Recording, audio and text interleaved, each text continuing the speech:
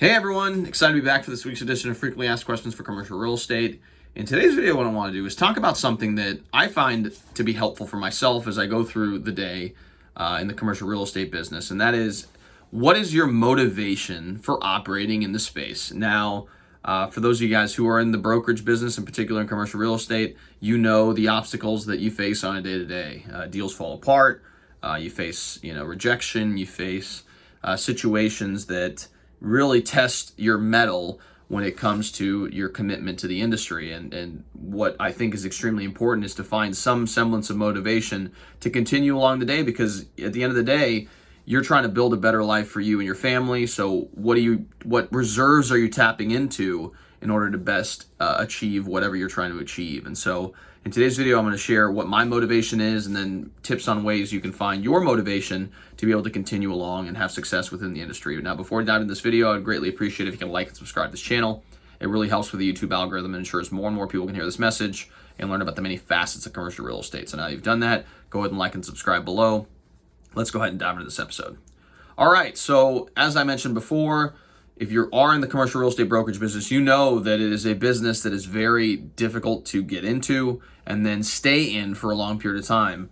Most commercial agents don't make it past the first couple of years in the business. It is a very brutal business, and a lot of people just unfortunately don't make it. And part of the reason is because they lose motivation to be able to continue along the path and the struggles that are inherent within the business. And so in today's video, I'm going to share with you what my motivation is to do what I need to do to be successful within the business. And I don't claim to be there yet, but I am working towards it, and I definitely feel like I've made some significant progress in the first couple of years that I've been in the business as a result of my ability to tap into this motivation. And my main motivation in life and in general is my family.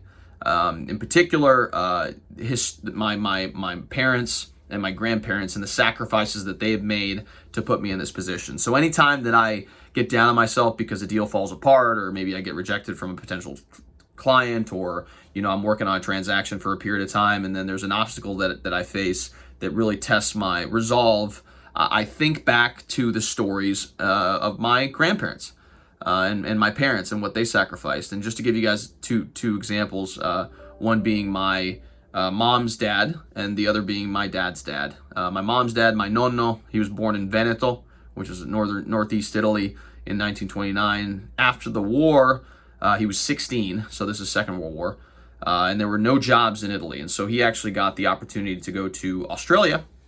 Essentially, they had a program where they would pay for your trip over to Australia if you decided that you were willing to work on different government projects around the country. And these projects were not nice projects. They would send you in the middle of nowhere, and it was cold and dreary, and the conditions were terrible, a lot of discrimination against immigrants. And he went through that period for 2 years until he got his residency.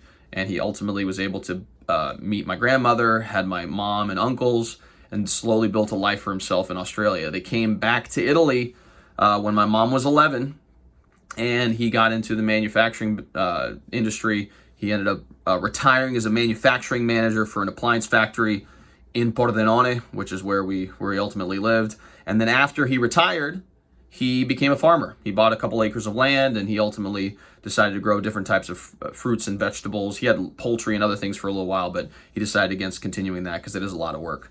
But essentially, this man was one of the most impressive individuals that I know. No-nonsense Italian guy. He did not like excuses. And he's one of the most resourceful individuals that I've ever met. He would pull whatever he grew off the farm, and he would make phenomenal meals with it. He'd bring home all the things that he picked for the day or whatever else, and then he would just make a meal. And he was one of the most phenomenal cooks I've ever met. And he was one of the most resourceful and intuitive individuals that I've ever met in my life. And that obviously transferred to my mom, who was equally as intuitive and impressive as well. So when I think back to all the things that he had to go through, it pales into comparison to the things that I deal with on a day-to-day basis. Along with that, my dad's father, William Collazo, he was born in Calle, Puerto Rico, in the middle of the island. Did not have anything growing up. He actually lied to get into the army. He was not of age as of yet, but he was able to lie about his age, so he was able to get into the United States military. He fought in Korea, 2 tours in Vietnam, and retired a sergeant major in the military.